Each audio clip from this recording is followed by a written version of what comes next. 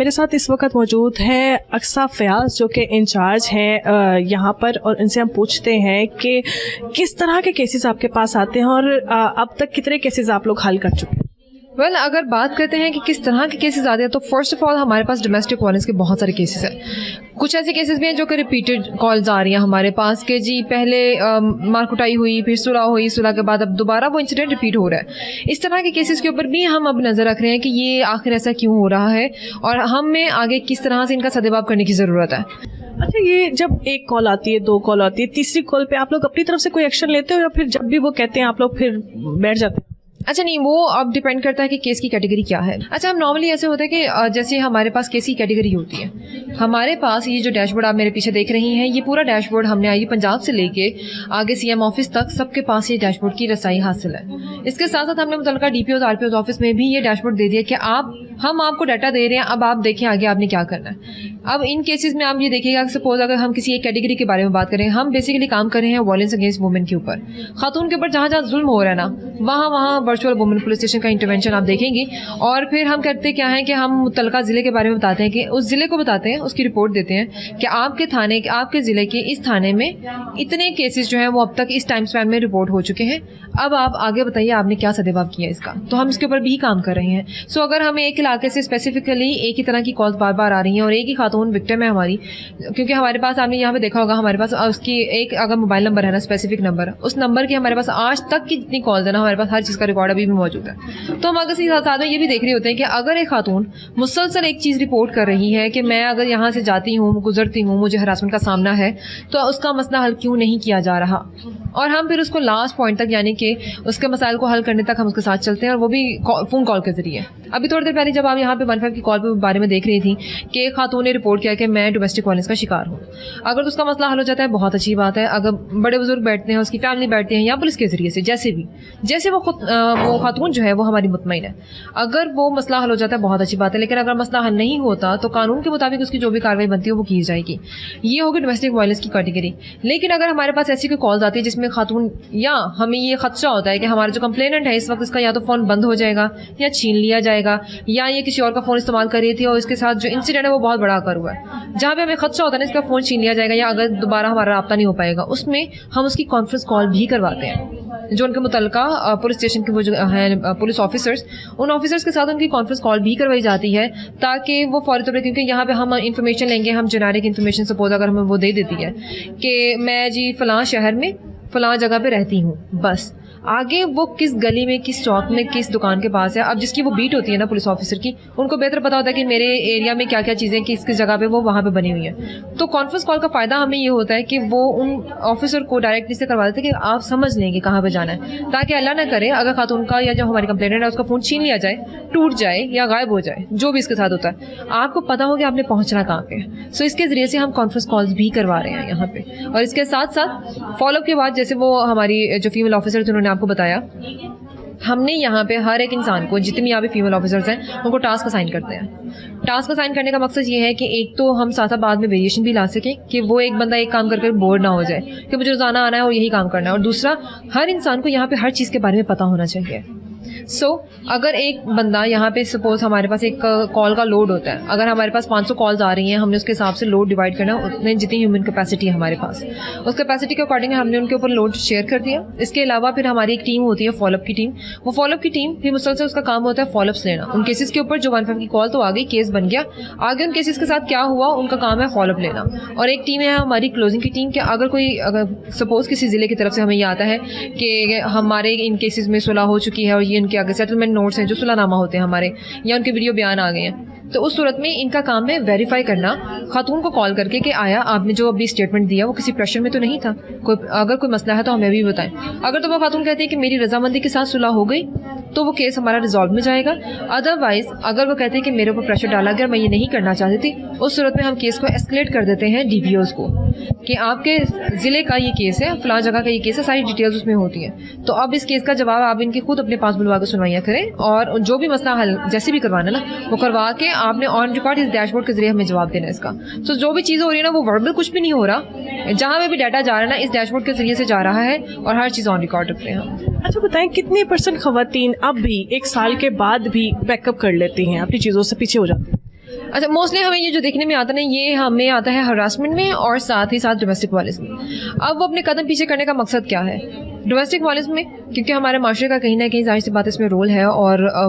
अगर घर में शौहर के साथ लड़ाई हुई तो बाद में वो खदशा होता है कि नहीं जी बाद में बच्चे कहाँ जाएंगे, और ठीक है पुलिस आ गई थी, एक दफ़ा मेरी बात सुन ली गई है तो अब मुझे माफ़ करना है, वहाँ पे ख़वातीन हमारी अपने कदम पीछे ले लेती हैं। कितने मामला आपने एंड रिजल्ट तक बताए? वेल अगर एंड रिजल्ट की बात करते हैं तो इस वक्त 3,31,000 केसेस आपको नज़र आ रहे हैं कि जो रिजॉल्व हो चुके हैं, जिनके मसाइल हल हुए। और जहाँ तक आपने बात की मेमोरीज़ की, सो यस हमारे पास बहुत सी ऐसी मेमोरीज़ हैं, कुछ तल्ख यादें भी हैं। वो इस तरह से कि हमारी, क्योंकि हम यहाँ पे जितने भी फीमेल ऑफिसर्स देख रहे हैं वो सारी IT ग्रेड्स हैं, IT ग्रेजुएट है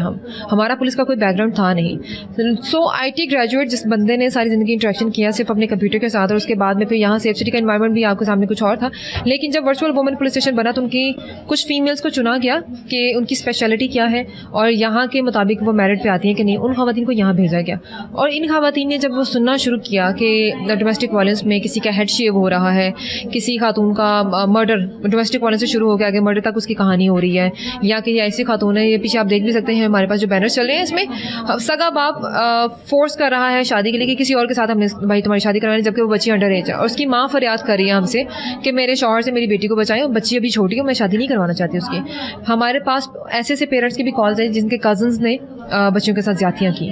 कि वालिदैन ने उनके भरोसे अपनी बच्चियों को छोड़ा कि ठीक है हम शादी अटेंड करें या कोई इवेंट अटेंड करें, घर में है ही ना भाई है, वो भाई नहीं निकला, वो भाई ने बाद में कितना नुकसान पहुंचाया उस फैमिली को। सो इस तरह के केसेस भी हैं हमारे पास, और खैर वो मिक्स एंड मैच हमारे, वो जो हमारी मिक्स मेमोरीज है सारी, लेकिन वक्त के साथ साथ अब ये फीमेल्स जो है कहीं ना कहीं मेंटली ये भी इमोशनली स्टेबल हो गई हैं कि इस तरह के केसेस अब माशरे में हो रहे हैं और हमने इनको हैंडल करना है। अच्छा, शुरू में एक IT के बंदे को जब इस तरह की स्टोरी सुनाई जाए तो पहले तो शायद उसको यकीन ही नहीं आता होगा, और फिर जब यकीन आना शुरू होगा फिर वो इमोशनली अटैच हो जाता होगा। क्या फीलिंग्स थी? पहले तो अपनी फीलिंग्स बताए ना। अच्छा नहीं, इमोशनली अटैचमेंट की अगर बात करते, अटैचमेंट हमने असल में यहाँ पे females including me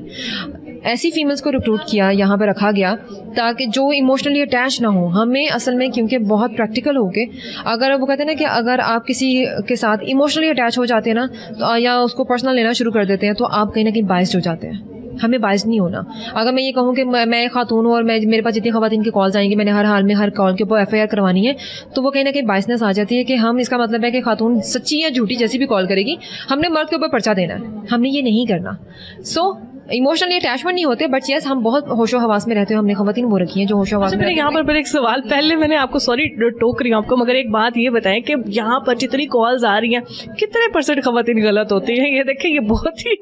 genuine answer देना है इसमें। अच्छा हाँ, फेक कॉल्स भी आती हैं हम। अच्छा 15 का असूल ये है कि आपके पास जैसी भी कॉल्स आ रही है ना, आपने विदाउट एनी जजमेंट आपने हर हाल में उसका केस बना के फील्ड के हवाले करना है। ठीक है, जो हमारी फील्ड फोर्सेज हैं, फील्ड फोर्सेज का काम है। अब आगे उनके हवाले करने के बाद हम उनकी इन्वेस्टिगेशन में हमारा कोई इंटरवेंशन नहीं, हम इंटरवीन नहीं करते हैं। हम इन्वेस्टिगेशन में हम नहीं बताते कि आपने ये दफ़ा गलत लगाई थी FIR को, भाई आपने क्या किया। बट हाँ, हम ये कहते हैं कॉल आ गई, इतने घंटे गुजर के आपने क्या किया।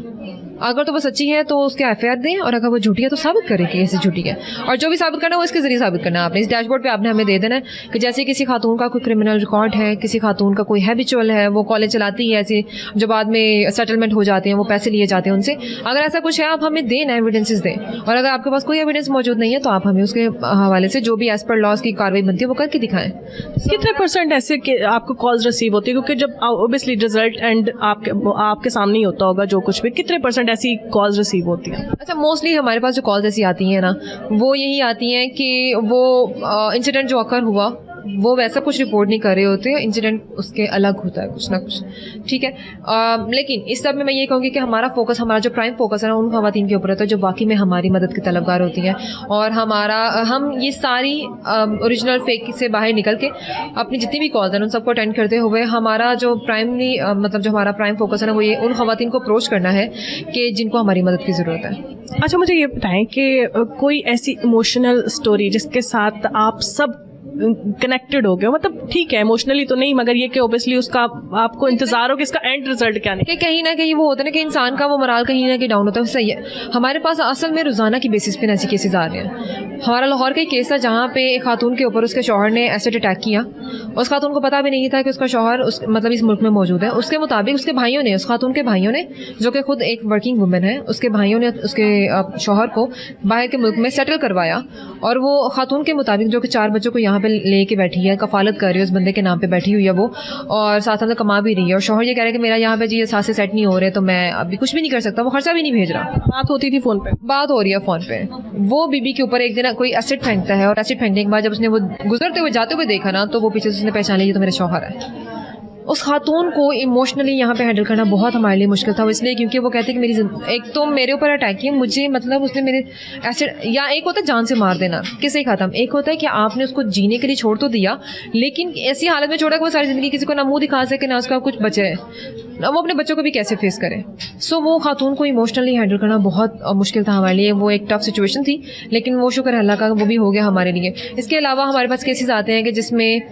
2-2 महीने की धुलने होती हैं और उनका अचानक से डेथ हो जाती है, और वो पता चलता है जी इनको मार दिया गया, मर्डर हो गया। ऐसी बहुत सारी न्यूज़ में हम लोग खुद भी चलाते हैं जिसमें पता चलता है शादी हुई है, रात को कत्ल हो गई है। पेरेंट्स से बात करना, वो जो विक्टिम के होते हैं ना, फैमिली होती है, उनसे बात करना बहुत मुश्किल हो जाता है, क्योंकि हम उनको तसल्ली, उस वक्त में अल्फाज नहीं समझ में आ रहे थे कि हम किन अल्फाज के जरिए इनकी तसल्ली करें। सो इस तरह की सिचुएशन हमारे कम से कम दिन में एक आध बार तो आ ही रही है। 24 घंटे में हमें ऐसे केसेस मिल जाते हैं, क्योंकि हमारे पास एवरेज जो है अभी इस वक्त तकरीबन 2000 केसेस 24 घंटे में रिपोर्ट हो रहे हैं। अभी एसिड अटैक्स कितने हो रहे हैं? एक टाइम था ये बहुत बड़ी शराब थी हमारे उसमें, अब इसमें क्या कमी पेशी हुई है या फिर वैसा ही? नहीं, एसिड अटैक अब तो बहुत कम हो गए, और एक तो कम हो गए, दूसरा क्योंकि हमारा सोर्स ऑफ इंफॉर्मेशन जो है वो 15 है, तो 15 पे एसिड अटैक की वैसे भी रेशो कम है। आप हमारे पीछे डैशबोर्ड में भी देख सकते हैं कि उसके केसेस बहुत कम रिपोर्ट हो रहे हैं हमारे पास। और मोस्टली ये भी होता है कि अगर सपोज किसी ने किसी के ऊपर कोई गर्म चीज़ भी फेंक दी ना, तो वो इनिशियली यही लग रहा होता है कि शायद इसने उसके ऊपर तेजाब फेंक दिया, क्योंकि वो दिमाग में एक डर बैठा हुआ है। उसके बाद यहाँ पर अब जो कॉल्स आ रही हैं, सबसे ज़्यादा रेशो किस चीज़ की है? एक तो आप कह रही है ना कि घरेलू तशद्दुद की है, उसके बाद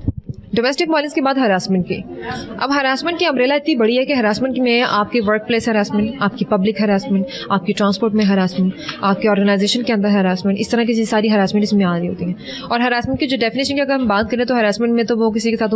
गलत अंदाज में किसी को देख लेना और किसी के साथ गलत अंदाज में बात करना भी, वो भी हरासमेंट की ज़िम्मे में आता है। सो हमारे हरासमेंट की जो डेफिनेशन के मुताबिक हमारे पुलिस में जो उसके रूल बुक में लिखा हुआ है ना, हम उसके ऊपर काम करते हैं कि अगर कोई खातून कहते हैं कि मुझे हरासा किया गया और हमारी पुलिस रूल बुक के मुताबिक वो बाकी में हरासमेंट में आता है, तो उसके मुताबिक जो भी कार्रवाई बनती है कानून की, वो कानूनी कार्रवाई की जाती है।